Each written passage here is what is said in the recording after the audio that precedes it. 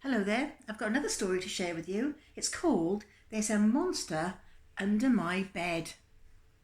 And this story is written by Lee Robinson. Have a good look at the front cover. Here we go. Let's see. Oh, can you hear my dog crying? She wants to join me on the sofa, but she can't because I'm reading you stories. I think there's something under the bed, thought Billy. In fact, he was sure he heard a hungry belly going grumble, grumble. It's the end of the bed there. Billy pulled his duvet tightly over his head, but the grumbling got even louder, and eventually he decided to take a little look. Slowly he peered down under the bed.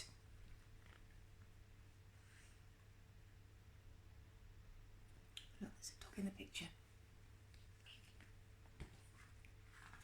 Wah! It's a monster. A monster.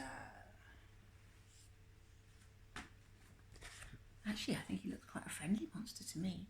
He's got a little smile though. So we find out if he is. As quick as a flash, Billy raced out of his bedroom, down the stairs, and hid in the cupboard.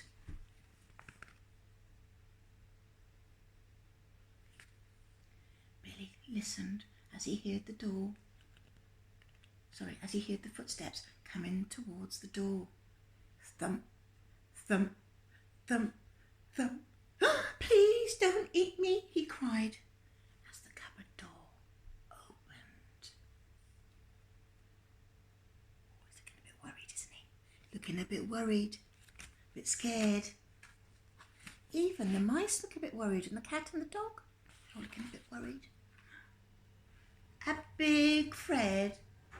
A big red friendly face stared at him in surprise. Eat you?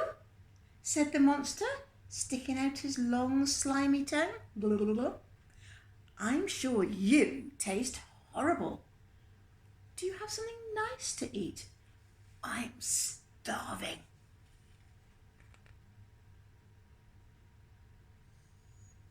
How many legs has he got? 4 legs and 2 arms, isn't he? He's got a big long green tongue. Well, said Billy, there's some cookies in the cookie jar. I suppose you can have one.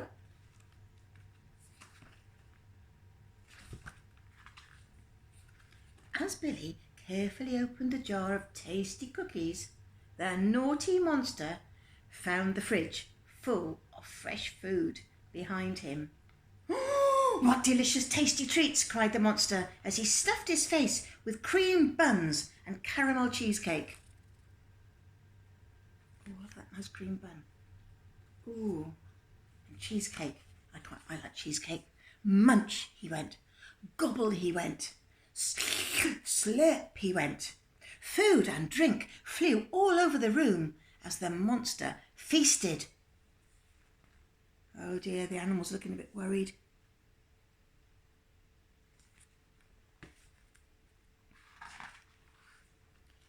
What's going on in here?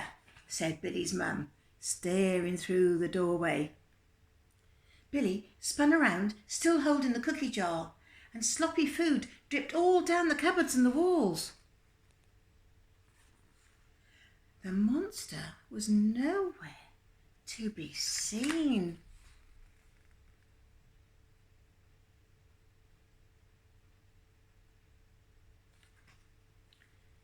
It wasn't me, Mum, said Billy. It was a monster.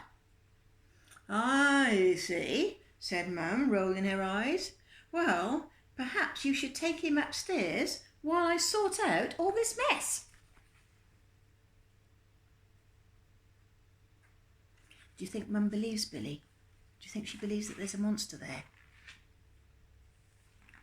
In the living room, the monster was jumping on the sofa. That was a great feast, he said with a huge grin. Now let's have some fun. The monster leapt off the sofa and bounced all around the room.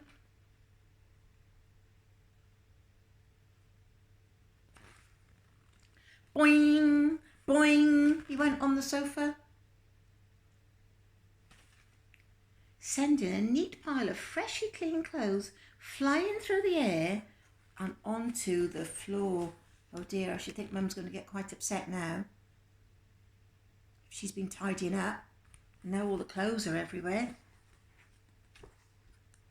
I wasn't allowed to bounce on the sofa when I was a little girl, neither were my children. "Oh no!" cried Billy as the living door swung open. Billy's mum stared around the room looking quite shocked. "What a mess," said Billy's mum.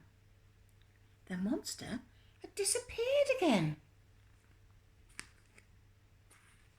"I want this room tidied up before breakfast." She rolled her eyes again and she shut the door behind her. There's the monster hiding this time. Poor Billy. Do you think Mum believes there's a monster? Billy was getting fed up. "You keep getting me into trouble," he said to the monster. He was cross. The monster crawled out of his hiding place. The monster looked around the room at all of the mess. "Oh, I'm sorry, Billy," said the monster, feeling a little bit embarrassed. "I just wanted to have some fun. What can I do to make it better?" There we are. He's a nice friendly monster, really. What could he do to make it better, do you think?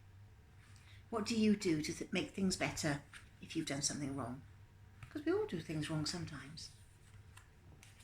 "Why don't you help me tidy up all the mess?" said Billy. "Oh, it'll be done in no time," said the monster, whizzing around the room at top speed. Why do you think it's easy for the monster to do all the clearing up? Billy watched, absolutely amazed at the monster as he twirled and spun, flinging toys and clothes back into their places once more. Billy was thinking, it's quite handy having a monster around after all. I'd quite like a monster in my house if he did all my tidying up.